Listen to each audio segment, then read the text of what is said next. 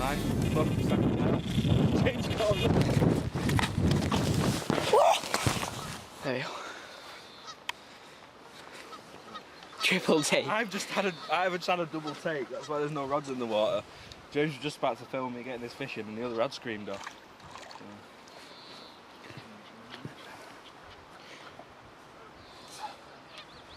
New net.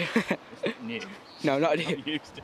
I don't want to get the arms out of it.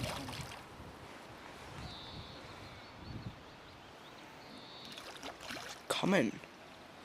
Alright. I've put about 50 14mm Xtr-a out. There and There he is.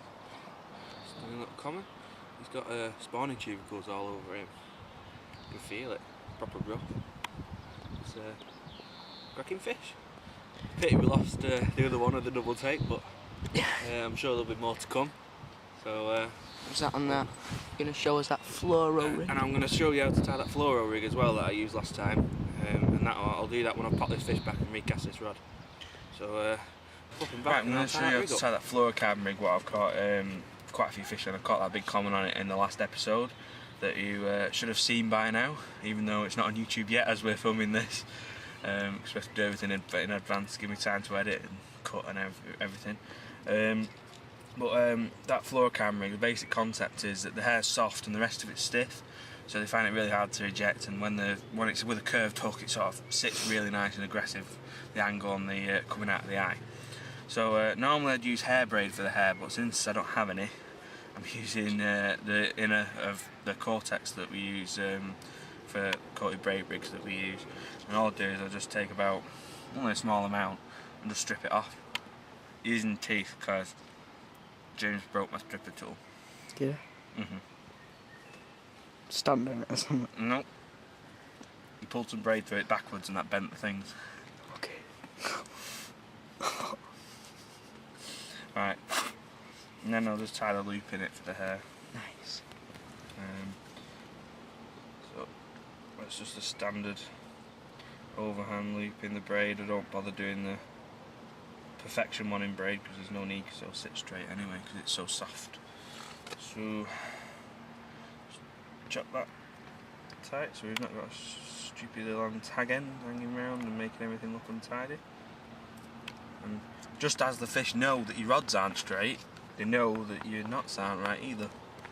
So everything has to look tidy. Okay. They know everything. I'm telling you. Just chop that off there. Right, and that's the hair pretty much. It's a lot longer than I actually need, obviously. I've left a bit of the coating on the end there just to make it easier to poke through the eye of the hook once I've done that. And it also means that I can put the silicone on top of there, and so that when I put the hook through it won't catch on this braid bit here. So I'll get this piece of silicone out. I've got all these chopped up in here because I was bored and I chopped them all up. George or something? Yeah. So they're all in small pieces, ready to go. Now I'll get one of those, slide it on. There. It's just on the coated section there. And then I'll just open these size 8 curve shanks. If I can't get hold of the end. There. Right. Pull one of those out and take the cap off. Yeah. Right, and then I'm just going to get the point of the hook and get it through the silicone like that, and then it comes straight out. And if I had braid on it, it'd probably catch on the braid, so that just helps with keeping that bit of coating on. I'll just slide it up to there, pull that down, and then I'm using 15. James has got to run, I think. Yep, screamer.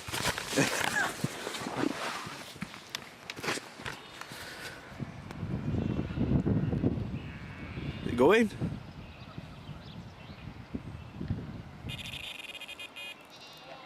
Yeah, fish on? Cool. Chuck them scissors down there. We'll have to resume tying the fluorocarbon rig in a few minutes. Get it out of my swim, clown! Testing. James is testing the shocker rig out for when he goes to Linney Gauze in Bank Holiday weekend. foul up, that. Is it? Yeah, it's outside the mirror. Yeah, it is. It's hooked outside the mirror. Yeah, it is. Oh, there we go. Another one caught on the Triple S. Shocker rig. And it's actually all kicking off there. We're just in the middle of looking at these rigs, so we'll get back to that. Right, after we were so rudely interrupted by James's foul up carp, what I've done is I've just put it's not tied on or anything, that hook, as you can see. It's just got the braid running through the eye and through the silicone, so it's just trapped. And that's the hair there, that's the length of hair I want for a 14mm bait. And then what I'm going to do is that's served its purpose now, and I'm going to cut it quite short. So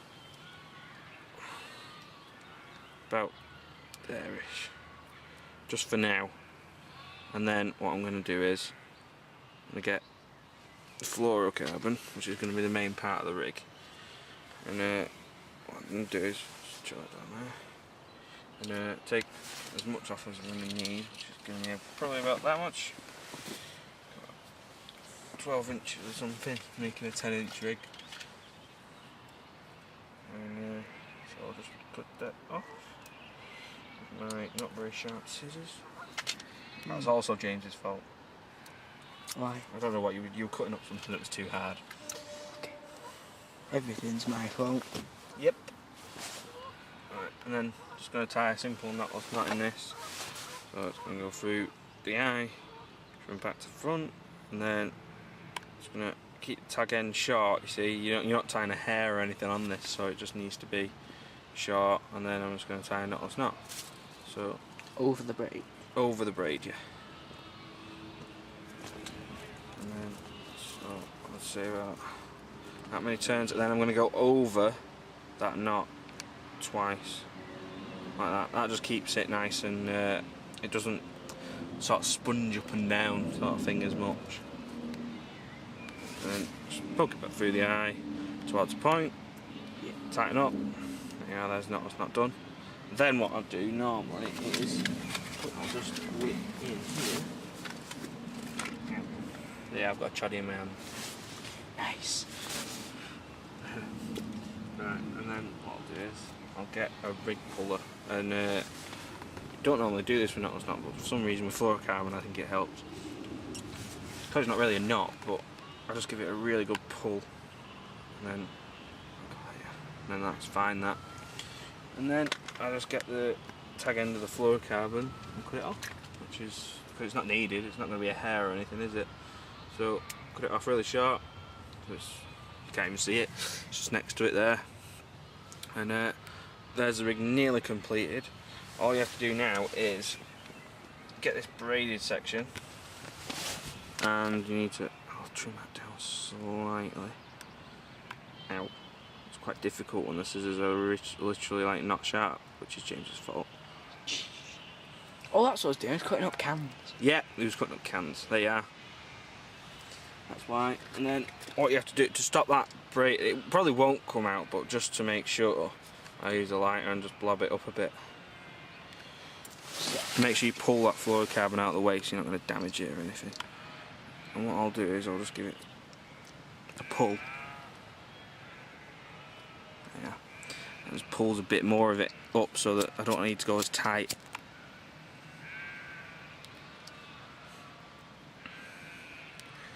Yeah, just pull that down there, sorted. And then that's tight up against there and it's not going to pull back through. And you've got your permanent hair attached on the end there. And then I've got a nice length of hook link there. Put it in your... And then, like that. That's the rig there. Really simple to tie.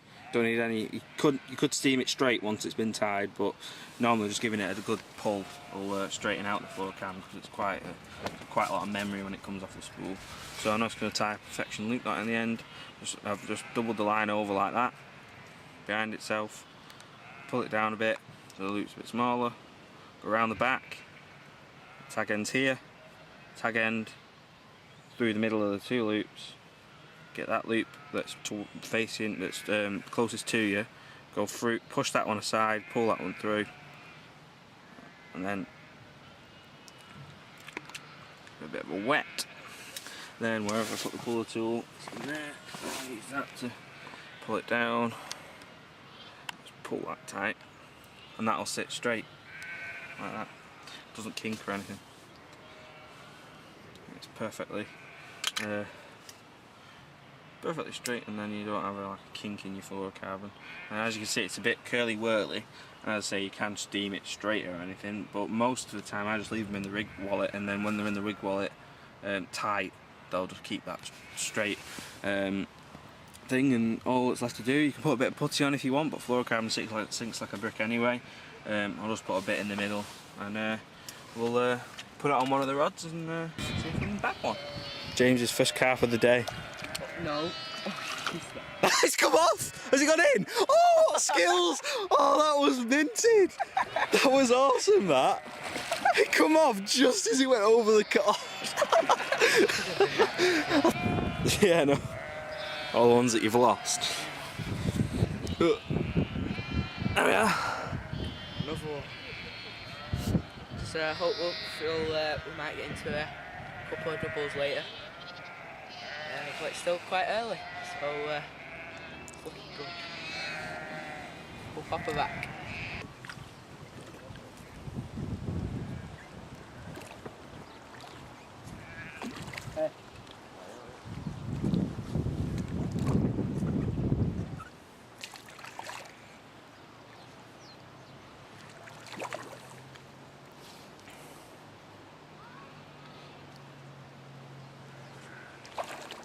Hurry up!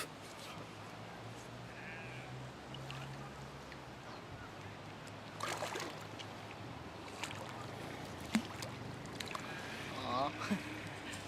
Nah. Nice. A little bit bigger than you. Well, no, not same. It's not really. No, I mean like compared to last. Another one from the far margin spot. Shocker rig, 280 stringer, and nothing complicated. So hopefully a few more to come. Kiss. Kiss. Double take there. Ooh. That took a while though, hasn't it? Yeah, it has took a while, yeah. But only took it took literally 5 seconds from my rod going off to James's going off. So we'll get these two lovebirds back and see if we can get some more. Cool. Hopefully it won't be too long this time. Yeah. Right, another one on the Xtr-a. This time dipped in the glug on like a little dumbbell, far margin. It's been an alright day. Still got a few hours left, so just hope them doubles will get a bit hungry. Shocker rig again, and a bit later, if we're not getting too many runs, or I'm getting too many runs, then we'll show you the shocker rig. We'll put it back. He's eating godfish. There we are, another fish. This one was from the side of the island. Some fucking mould on his head. Nice. Zoom in on it. The mold? A mould. He's got several holes in his head. A green. Yeah. You've got a screamer.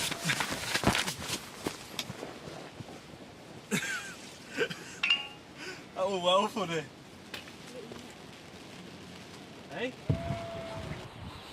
You always want to be 3 ahead of me. On the left rod all the time though. Oh, well, I've just had one on my left-hand rod. Shocker rig. Shocker. Doing a visit today. You're the one that's shocking. Check him out, pro. Should have seen some of the pranks that I've done on Andy today. You should have seen some of the pranks I've done on James today. Not as good as mine. Shut up, you. That's like your size fish. Alright, sorry. Right, I'm going to show you the rig that I've been catching all my fish on. Most. Oh. I've not had a take on Oh yeah, you haven't, have you? all my fish on. It's the shocker rig. Basically I'm using leg core. I've heard all the harder safe zone leaders. I've heard bad things about them, like beads not coming off and stuff like that. So I'm using the lead core. Bead here to when it hits the lead. Under there, just got a bit of silicone, and it can easily pass over like that. One sec. I'll put that back down. The inline lead, 2 ounce, and I've took the insert out of it. And then I've got 2 beads here, and then a swivel, and then a quick link which will put a bit of silicone tubing over, which goes over there, which looks quite neat. And that's basically it. And then I've just got a combi rig with a little stringer on, and that's it. I'm just doing the bits. Right, I've moved swims just a couple behind Andy as we saw some fish showing, and I've just cast 3 bait stringer, Xtr-a, and it's done the business again. On the shocker rig I showed you, and hopefully I'll be into some other ones. The rod is still back out, so some more should be coming. Right, well the action's proper coming now from the swim that I moved into. Both rods going same time, just managed to get them back in, and Andy's just lost one, so it's all starting, and hopefully both be seeing us on the mat with a couple, so we'll pop it back.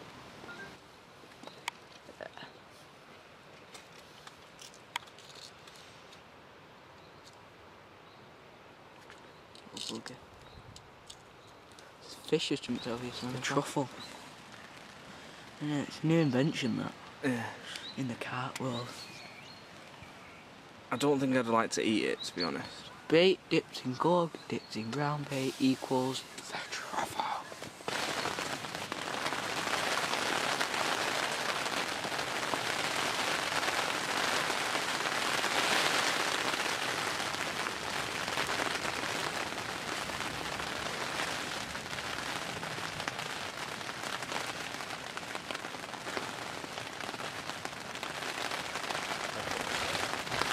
Nearly. Can you get it in the net, please? No.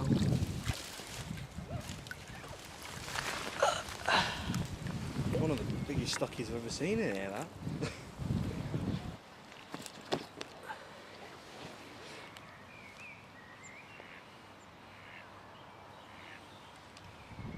Yeah. One of the bigger stockies. I think they have been spawning, they're full of marks, these fish. Yeah, the top there. It's a proper stunning fish still.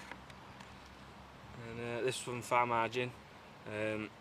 It's a two bait stringer and a Xtr-a hand hook bait.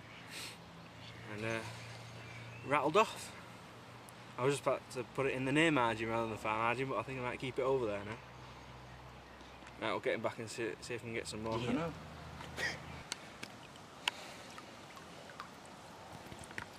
3 rods in the margins now. Down. Panorama shot.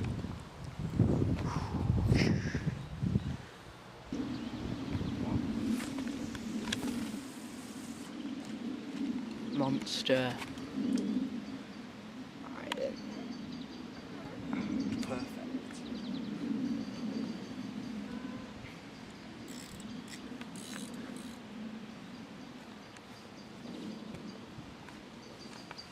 Right, we've come to the end of the session for Tackle Tarts this week. It's not been as eventful as last time with the big fish sort of thing, but James has done well, catching quite a few fish. I think he's just gone into double figures or something, 10 fish, something like that, and I've had 4. And hopefully next time you see us, we definitely won't be here. That's one thing that we know.